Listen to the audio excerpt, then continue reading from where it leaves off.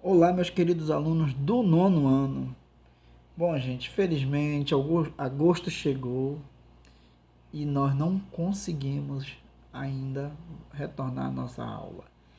Devido às questões sanitárias, ainda estamos aí nessa luta contra o coronavírus, mas a educação não pode parar, a gente tem que pensar positivo, acreditar que tudo vai passar, e está passando, a gente está vencendo, e na certeza que logo, muito em breve, nós já estaremos de volta com as nossas aulas presenciais para nós matarmos a saudade. E é muito importante que vocês participem dessas aulas para quando nós retornarmos, nós consigamos vencer os conteúdos até o final do ano, né? Caso nós venhamos retornar agora ainda em agosto, né? E acompanhe os avisos, os informes lá no grupo do WhatsApp, que, se Deus quiser, logo nós estaremos retornando. Só para lembrar vocês, algumas informações básicas. O método continua o mesmo, eu vou continuar adotando o mesmo método. Eu fiz algumas alterações nessas aulas agora, porque conforme acordado com a direção, uma semana a gente faz videoaula, na outra a gente manda exercício impresso para vocês. E assim eu farei. Então, eu estou tirando, no caso, no último slide, ele não tem o exercício como de praxes eu enviava, para vocês fazerem no caderno de vocês. No caso, vocês vão se ater ao exercício que vai ser enviado na próxima semana a vocês, que é referente a essa videoaula. Lembrando a vocês que essa videoaula também ela está atrelada à nossa apostila da semana passada, tá? Então, sendo assim, vamos lá avançar nos nossos conteúdos. Disciplina Cidadania, Moral e Ética, professor Daniel Gama, que é o professor aqui quem vos fala, né? A série é o nono ano, que é a série de vocês. O assunto é História da Educação, parte 1.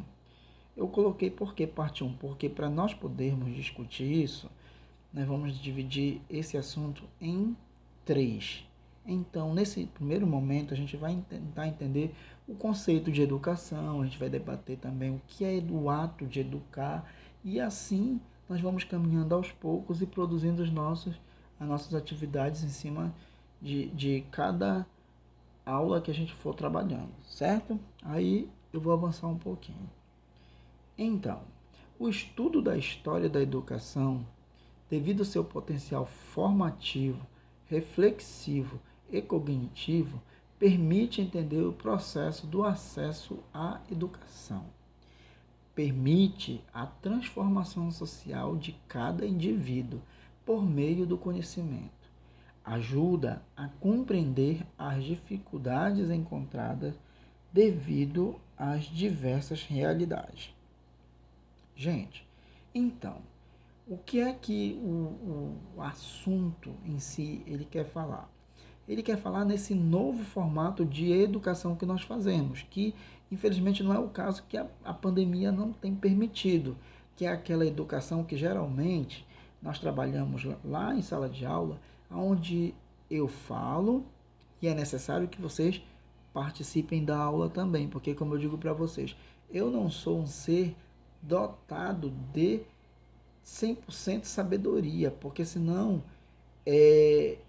para que eu ainda estar aqui, né? Tá nesse novo modelo de ensino, já que a educação, a boa educação, ela é aquela que geralmente ela é compartilhada, onde o conhecimento ele é trocado, porque a partir do momento que eu entendo que eu nada sei, é sinal que eu me permito aprender com vocês também, certo? Então, porque ela permite entender o processo do acesso à educação. Porque, gente, historicamente, vocês são estudantes, mas muitos de vocês, por exemplo, dia 11 de agosto agora foi o dia do estudante, mas vocês não sabem como é que foi o processo de educação, o processo da educação. A educação ela tem a sua história também. Então, inicialmente, a educação ela era apenas uma educação voltada para homens e homens ricos. Não era para qualquer homem, né? Então, para hoje a educação ser universal, ela teve que passar por todo um processo, por um processo de lutas, né? Por isso que eu dividi em 3 partes esse texto. Eu mandei a primeira parte para vocês apenas, né? Porque geralmente nós íamos ter dificuldade em resolver. É por isso que, quando a gente pensa na história da educação, a primeira coisa, quando vocês forem ver na segunda parte desse texto, é que vocês vão entender o quanto que a participação feminina foi importante no processo da educação também. Mas deixa a gente chegar na próxima aula, que é para a gente poder discutir isso. Para isso, eu fui falar logo no primeiro assunto aqui, a gente tem que chegar a entender o que é a definição de educação. Então, educação é o ato de educar. Mas o que é o ato de educar? Ele é instruir, é polidez e é disciplinamento. Aí eu vou fazer logo um comentário para vocês em cima disso, a partir da primeira definição.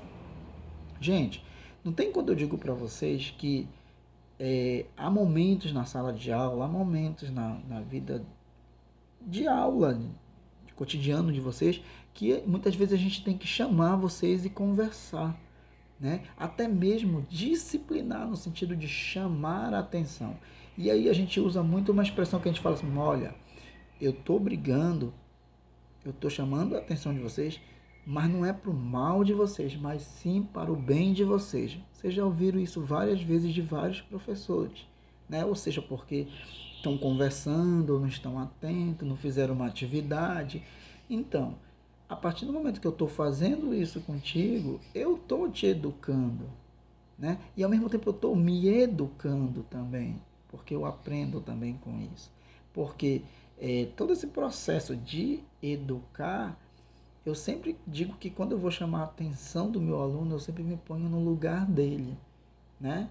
Eu tento chamar a atenção da melhor forma possível para que o que eu quero seja atendida de forma que também a pessoa não vá se sentir agredida, né? Então isso foi todo um resultado, um processo de uma formação, mas não é uma formação, gente, que necessariamente é a educação que me deu, não. É o processo de conhecimento da educação, mas é também um processo de formação familiar, né? Que são várias formações que a gente passa, seja ela religiosa, familiar, e a escola complementa, né? A escola é mais para passar conhecimento.